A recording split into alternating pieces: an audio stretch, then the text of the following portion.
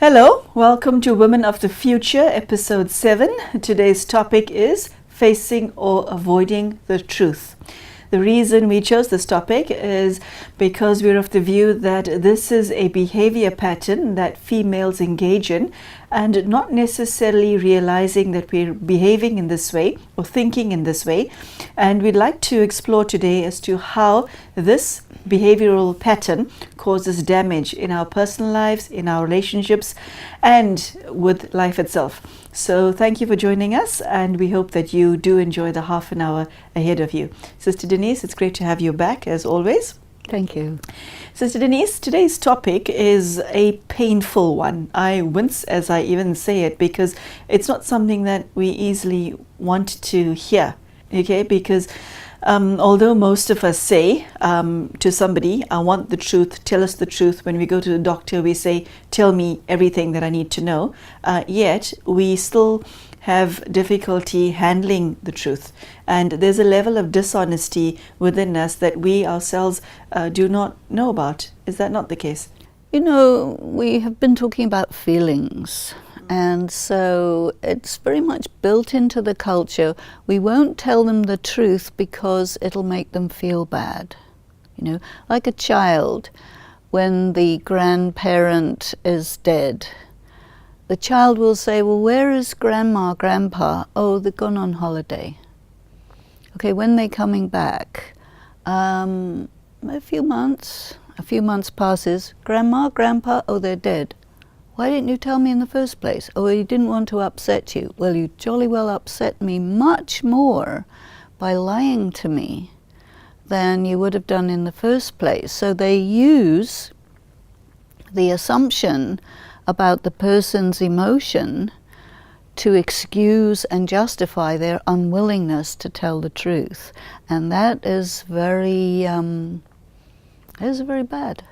Okay, Sister Denise, we all have traits within ourselves that causes us to not face the truth about our own weaknesses. We all have that. I'm not sure why we built that way, but we are. We find ourselves in positions where you have a relationship that's not working, and you get women who stay in such a relationship for years and years and years, even though she knows she shouldn't be in it. You're in a job that's not serving you in any way, and yet you stick to that position.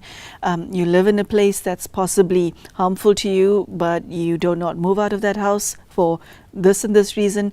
We all avoid looking at ourselves in the mirror, as it were. Why are we so structured, and how can we do a re-engineering? I think actually we're not structured that way. Our structure is perfectly all right, but our structure gets messed with by the prevailing social attitudes and values. You know, a woman especially is told, whatever your situation is, you have to tolerate it. Now, there is an area where tolerance applies, and once you go outside of that area, tolerance has to be replaced by discrimination, judgment, and acting. But people are not taught that. So again, I would go back to the idea that we need an education in these subtleties of what is okay, what should be tolerated, and where the line is. We need to be able to draw the line between what's okay and what's not okay. And the problem is that we get given an instruction. Tolerate your situation, whatever it is.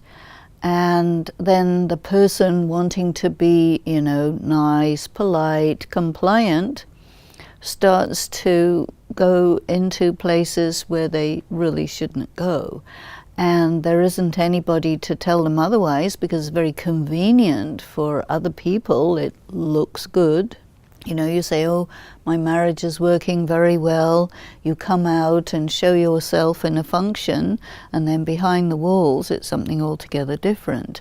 And so it teaches people to be hypocritical, to have double standards and all of these things that I associate with conventional morality where it becomes toxic, you see. There are certain medicines where if you have a little bit, it's good for you. You have a lot, it's bad for you. But in terms of social interaction, behavior, and these ideas about what's right and what's wrong, you get something that's a blanket statement that's given for someone or something that has to be in a very particular area. I'll give you an example from science. You know, the human being can live on this earth between a certain temperature range, minus a few to plus a few. And as soon as you get into the vaster arena of physics and astronomy and so on, you realize that this is a very tiny little area within which human life is possible, you see. And then people somehow present to each other that the whole area is the same as this little tiny piece of the spectrum. And this is where our problem lies. And that is because we don't specify, we're imprecise, we're not able to make distinctions between how much is within the acceptable range, where to draw the line, and how to say what's not acceptable. And this is really what makes it dysfunctional. So, what is the solution to that? Yeah, that would have been my next question. Before you answer that question, Sister Denise, my question to you is, how do you face the truth about yourself? And why do we fear the truth so much? The truth about yourself is a very vast statement, you know.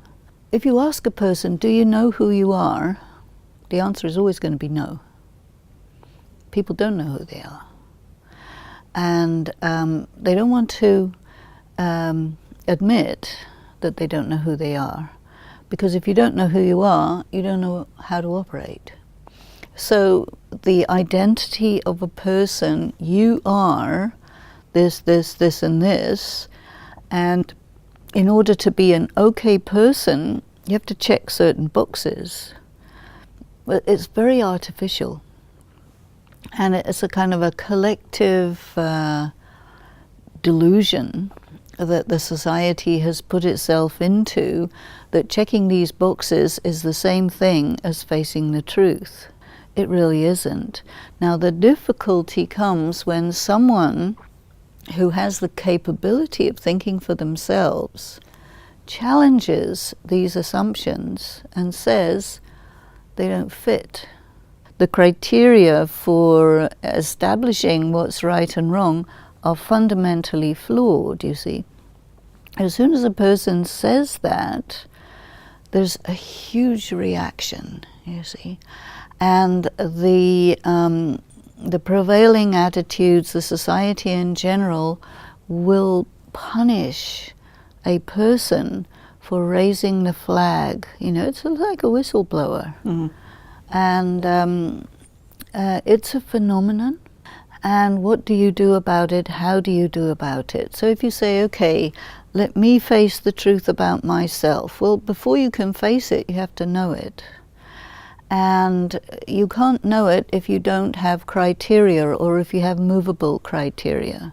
You know, you may say, okay, the truth about myself is I'm diagnosed schizophrenic. Let me go to another doctor and they will diagnose me. You're not schizophrenic, you're bipolar. It's the same thing, different name. Because it sounds better. Oh, no. Go to another opinion. No, you're, you have a personality problem. You know, so they will find euphemisms to make you feel okay about something that needs to be faced so that you don't have to face it. You see? So you're not really operating on your own trying to face yourself. You're operating in an environment where there is a setup to prevent people from facing themselves. We're sort of, you know, trying to just make a chink in that armor armor plating that the society has created for itself.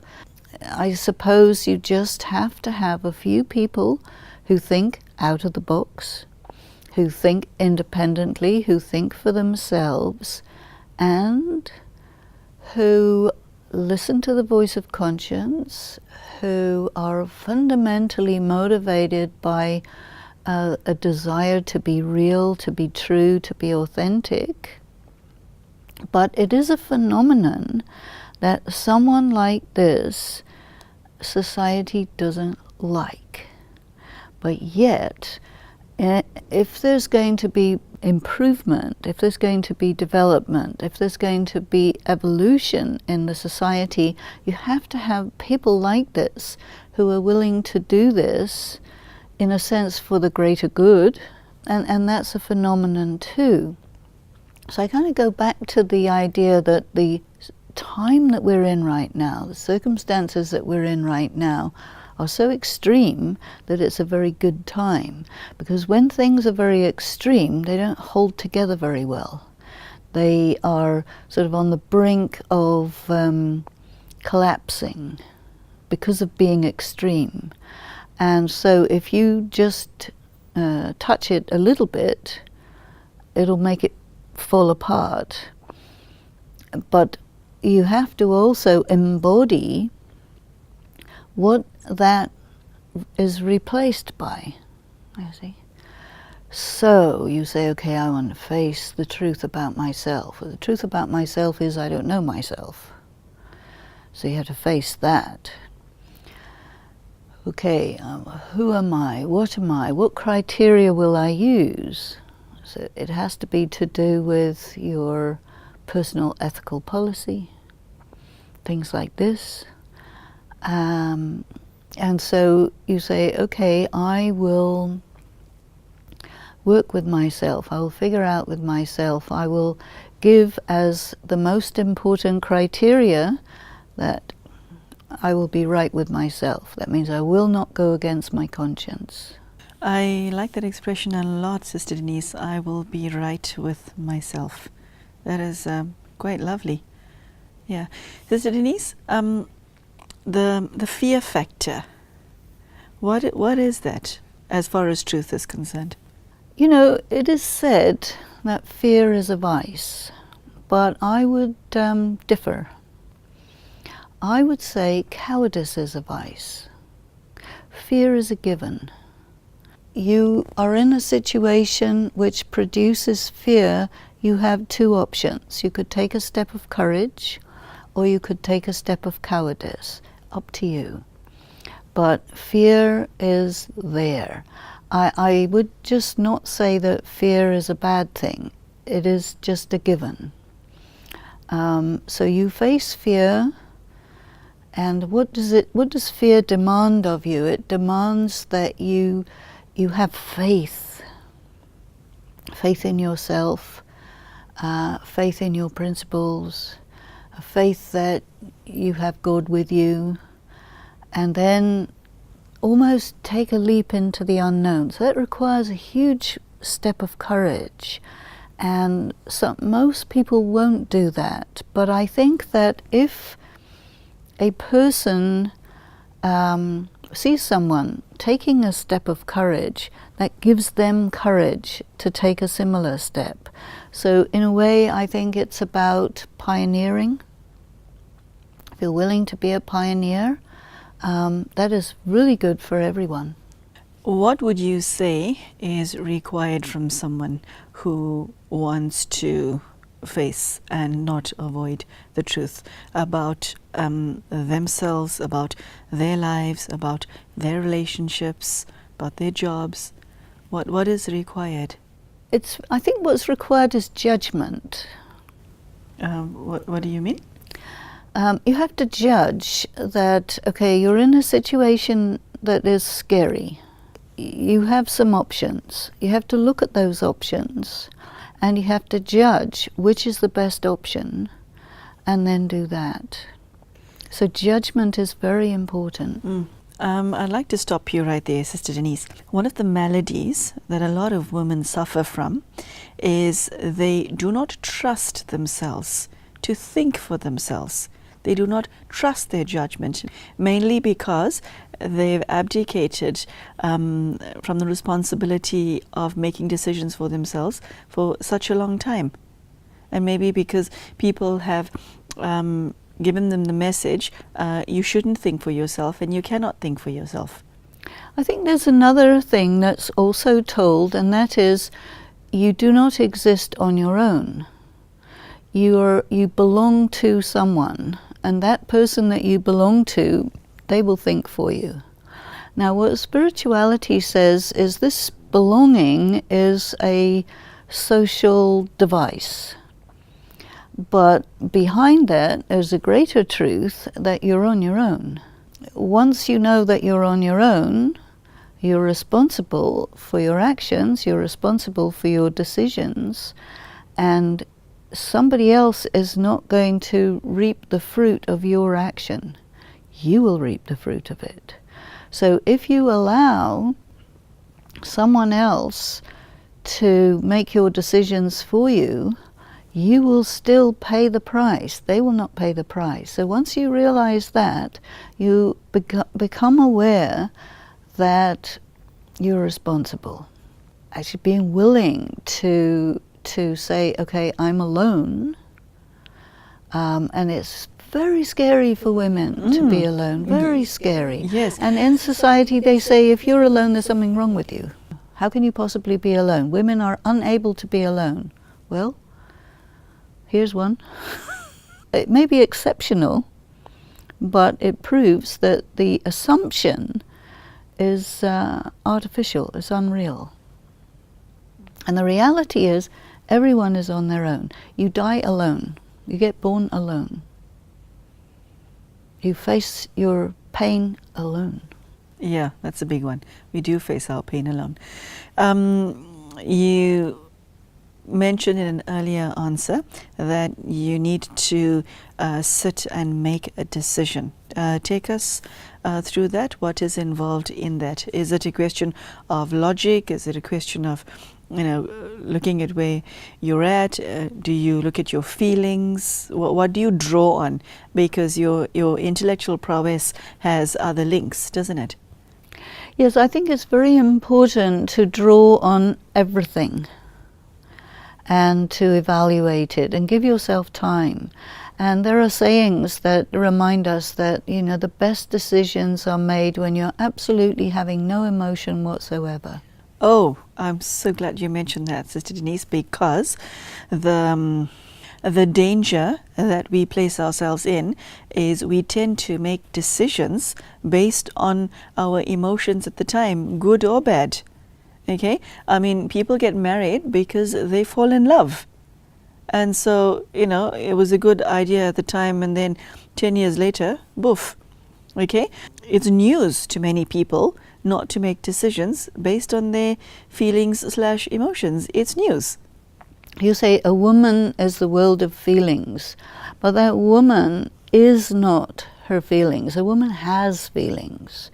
They're possessions. And you may have a lot of feelings. You can say, okay, feelings, you sit there for a minute. I have to become free from any of these waves and colors of feelings so that I can make an independent decision. And then feelings can come back, you see. But as long as you're feeling something, your decision is going to be biased, you see.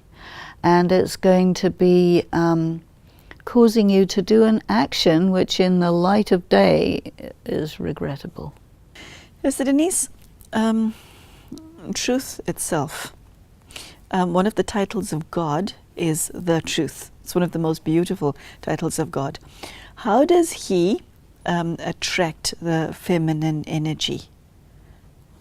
Truth is sometimes compared with justice. Yeah, truth and justice. So it's blind. It doesn't look at attenuating circumstances. Truth is just truth.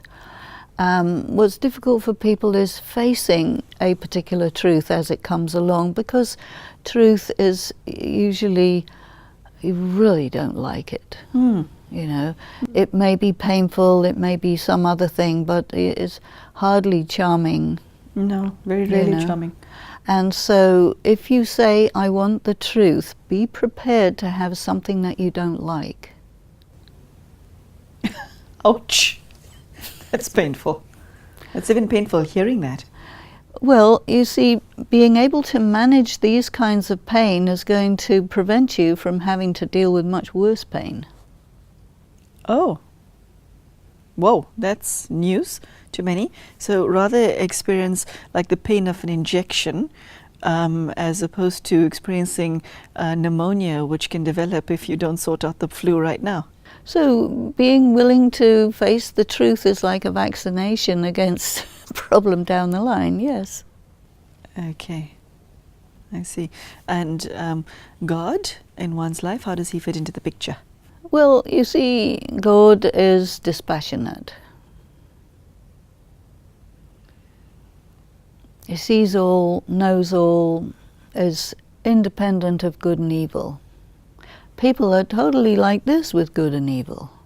And I think if you want to become more godlike, you need to become more dispassionate, more detached from all these good and bad, pleasure, pain, all of these what's known in the scriptures as the pairs of opposites. Unless we are independent of the pairs of opposites, we cannot operate in wisdom. So again, wisdom comes up, and it's all to do with being independent of emotions, because emotions will deceive us. Okay, Sister Denise, you shared the that it is necessary to face the truth. You shared how one goes about it. How does one live with the consequences of being somebody who faces the truth all the time? It can't be easy, because you have to have nerves of steel to face your own darkness and to face the bad news. You could say nerves of steel, but I think it has to do with a kind of acceptance of the totality of the self.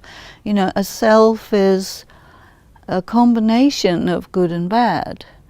We have our strengths, we have our weaknesses. We have to be able to accept the whole package. And then our weaknesses do not constitute handicaps. They become opportunities. It's better. That is very beautiful, very beautiful. How does that happen? How do you transform your weaknesses into opportunities? That is news. Sister Denise, you know what? Don't answer this question here. Maybe we should take it up in another topic, because I need at least half an hour of that. Okay, transforming your weaknesses into opportunities. That's brilliant. Okay, I think we should end on this note, because you've given myself and the viewer a lot of food for thought, a lot.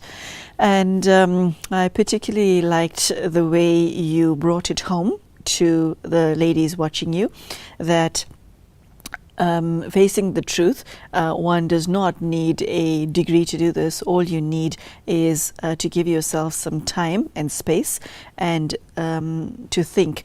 And what I liked about your sharing, Sister Denise, is that it brought it within everyone's range of ability. It's not out there. And I think that a lot of ladies do not trust themselves to become more powerful and become more empowered. So that which you shared today was very empowering, so thank you for that. I thank you for giving us half an hour of your time. This has been very valuable. If you find yourself in the position where there's something or someone that you have to face head on, Sister Denise has shared how you can sit in silence and actually come to terms with that which you have to face, to embrace the truth, to not be afraid of it, and to simply, having given yourself the time and made a decision, to act on the decision and not to run away from life. I think that was the deepest message that I received from today's talk. So thank you so much for joining us, and I do hope that you could use that which was shared in today's talk to improve the quality of your life. Thank you for joining us, and goodbye.